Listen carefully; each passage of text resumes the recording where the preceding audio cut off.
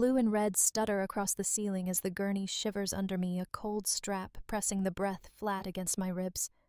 Someone says, "Stay with me," and a gloved hand finds my wrist, as if my pulse might try to escape. My name is Mara Ellison, and I didn't lose my voice tonight. I chose to stop giving it away. The ambulance turns. Glass chimes in my head, falling stars from a chandelier. I can still taste the microphone the way metal smells when a storm is about to break. 20 minutes ago, 100 eyes waited for me to play the part. Smile, present the keys, prove I understand my place. I finally let the silence perform instead. "Can you tell me what hurts?" the medic asks. The side of my face burns. My scalp prickles where fingers were not gentle. I blink up at the lights and count them like mile markers out of a town that never saw me. I know the story they will tell, that I fainted, that girls are fragile when families celebrate boys. The strap tightens.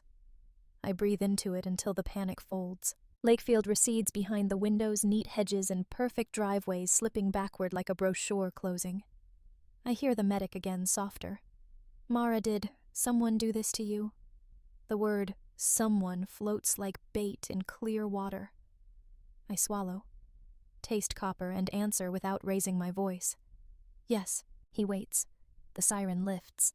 I let the next words fall into the space where my fear used to live. It wasn't a stranger. The hand on my wrist steadies. The gurney locks. Above me, ceiling light becomes a white moon. I hold it with my eyes and decide this time my quiet will be the loudest thing in the room. They call Lakefield peaceful flags, never-fading lawns so neat they look ironed at sunrise. People wave praise hydrangeas, and repeat family comes first, like gospel. I once believed it meant love. In our house it meant obedience, long before ambulances and spinning lights. I was in that same kitchen sunlight, polishing the marble my mother adored more than honesty. She hummed as she wiped fingerprints, not with joy, but with warning. "Don't forget Dylan's uniform," she murmured. I placed the perfectly folded jersey down, pulse still racing from my bookstore shift.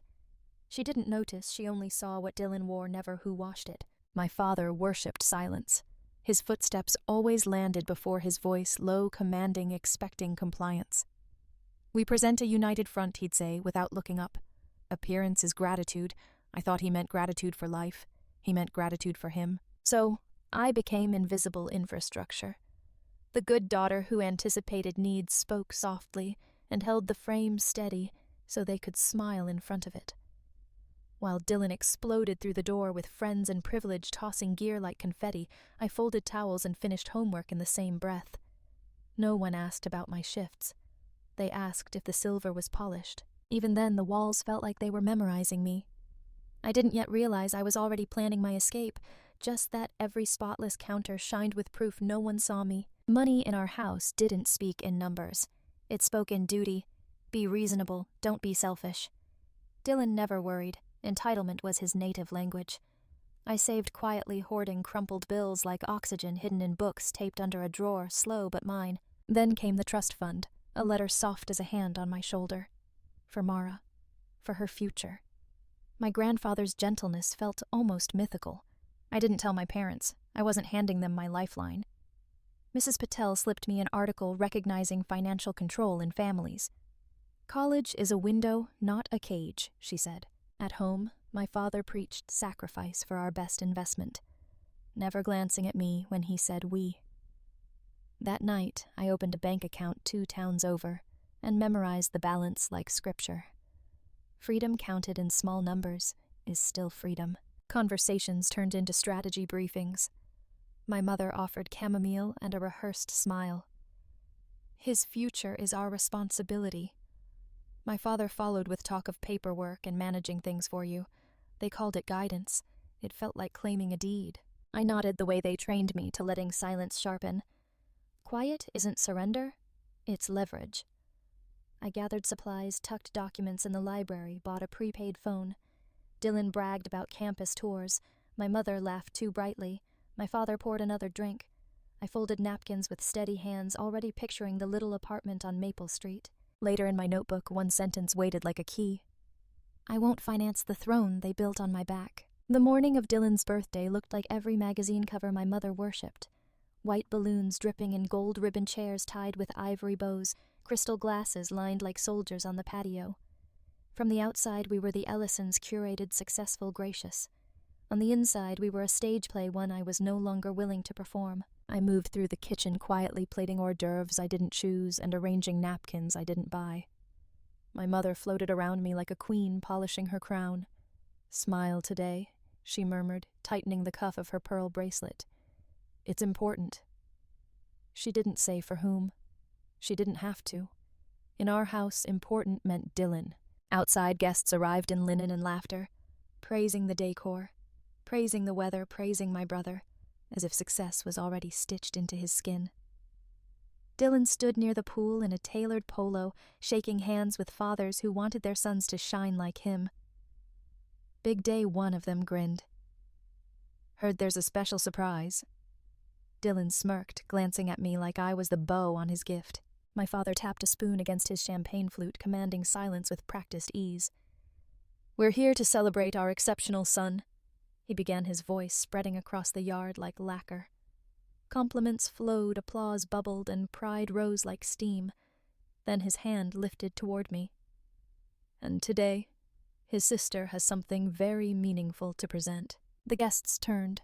My mother's nails pressed into my arm, a reminder disguised as affection. Dylan's grin sharpened, ready to receive what he believed he deserved. A hush settled thick enough to choke on. I walked forward, fingers steady, despite the tremor in my bones. I felt the microphone's metal chill before I spoke, the world narrowing to a single breath. "There is no car," I said. Gasps cracked across the lawn. Dylan blinked once, twice, as if reality had malfunctioned. My father's smile collapsed. My mother's face drained to porcelain. "The trust is mine," I continued, voice calm as glass. "Not a reward for him, not a prop for a photo.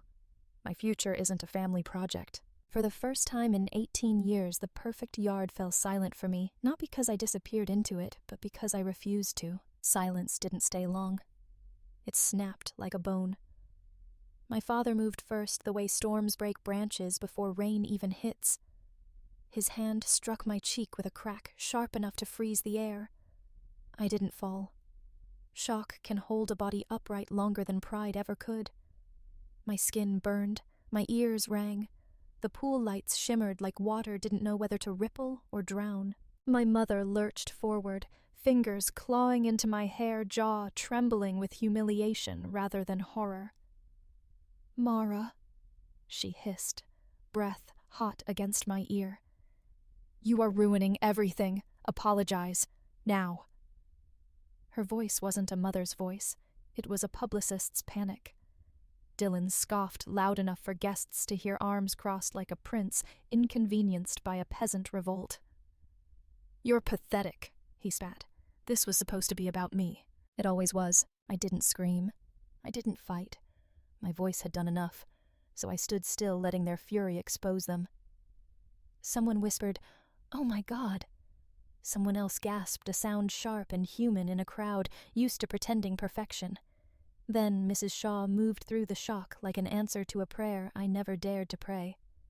"Stop," she commanded, stepping between my mother and me. Her voice was crisp, steady, the voice of someone who'd seen real emergencies and refused to mistake pride for survival. "Someone call 911. My father's hand hovered mid-air, unsure whether to strike again or salvage dignity.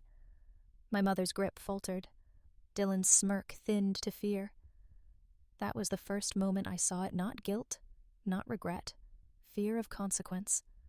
The kind that only arrives when reality finally knocks louder than denial. I swayed. The world tilted. The tiles beneath my feet turned to water. Someone caught my shoulder. Not family, not blood. Someone who didn't owe me anything except human decency. A voice near my ear whispered, "It's okay. Stay with me." The sirens arrived fast. EMTs moved like certainty, firm and practiced. Hands lifted me onto a stretcher. Someone asked if I knew where I was. I nodded once, tasting copper and clarity. As the ambulance doors closed, I saw my mother's mouth moving, forming excuses instead of concern. My father's jaw clenched like he wanted to rewrite reality. Dylan's hands shook, not for me, but for the life he believed was guaranteed. I wasn't leaving them. I was finally leaving for me. The hospital ceiling was softer than the one at home. It didn't expect anything from me. It just existed quiet and white, humming with machines that cared more about oxygen than reputation. A nurse spoke gently while checking my vitals, as if the world hadn't just split open in my parents' backyard. "You're safe now," she said. It felt strange hearing safety instead of performing it. Officer Morales arrived not long after her uniform neat, her expression steady, in a way that told me she'd witnessed both cruelty and resilience more times than she cared to count. She pulled up a chair notepad resting loosely in her lap, not like a threat, but an invitation. "Mara," she asked, voice low enough to protect the moment, "tell me what happened at the party." For the first time, I said it without shrinking. "They hit me," I answered. "They tried to drag me. They wanted my trust fund. They wanted me quiet." Not a quiver, not an apology for existing, just truth. She nodded like she already knew how these stories go in towns like ours, where image wears a crown sharper than any thorn. "We'll process an emergency protective order tonight," she said. "You won't go back there unless you choose to." Choice. The word felt like a door swinging open. Then came Ana Ruiz, the social worker, efficient and warm in equal measure. She laid paperwork on a small rolling table, housing resources, legal steps, trauma support. Nothing dramatic, nothing cinematic, just the structure of a life I was building now, brick by deliberate brick. "You don't need to do everything tonight," she said. "You just need to do the next right thing for you." Later, Mr. Keene arrived, my grandfather's lawyer silver hair, catching the fluorescent light, like memory made solid. He reviewed the trust-verified activation under hardship terms and placed a new card and documents beside my hospital bed. "Your grandfather believed in your independence," he said quietly. "Now it's time for you to use it." I didn't cry. Not then. Freedom doesn't always come with tears. Sometimes it arrives in paperwork and plastic hospital bracelets. I signed where they pointed each stroke of ink carving distance between who I had been and who I was choosing to become. When dawn filtered through the blinds, pale and undecorated, I felt something unfamiliar settle in my chest. Not fear, not defiance. It was room to breathe. I left the hospital with a bag too light to represent a life I'd spent years carrying. Inside a folded discharge paper, a prepaid phone, the trust documents, and a toothbrush, the nurse slipped in with a soft smile. Outside, the morning air tasted unedited, crisp, ordinary real. Officer Morales stood by her car waiting to escort me to collect my things. "Ready?" she asked. I nodded because the truth was simpler than fear. I wasn't going home. I was retrieving what belonged to me before stepping into somewhere new. The Ellison house looked the same as always, symmetrical hedges, flawless, siding, a porch wreath, seasonal enough to be smug. But the silence around it was different. No guests, no applause, just tension waiting like breath held too long. My parents stood in the foyer when we walked in, Officer Morales beside me. My mother's hands twisted a dish towel. My father's tie was gone, shirt sleeves rolled as if he'd been pacing. Dylan lingered behind them, a shadow cut from privilege and panic. "You didn't have to do this," my mother whispered. It wasn't an apology. It was a complaint, dressed in trembling lace.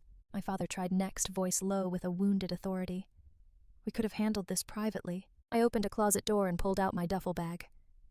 "You had 18 years to handle it privately," I said. "You chose control. I'm choosing me." Dylan took a step forward, jaw sharp with disbelief. "So what, you're just done with us?" I zipped my bag steady. "You were done with me the moment I stopped being useful. No shouting, no final blow. Just truth placed gently on a table they never let me sit at." Officer Morales waited while I gathered the last pieces of myself, my sneakers, a sweater, the bookmark my grandfather carved shaped like a small wing. Freedom doesn't roar. Sometimes it walks quietly through the front door and doesn't look back. Outside, the cruiser door shut with a soft click that sounded like closure. The sun climbed higher, washing the street in a plain, honest light.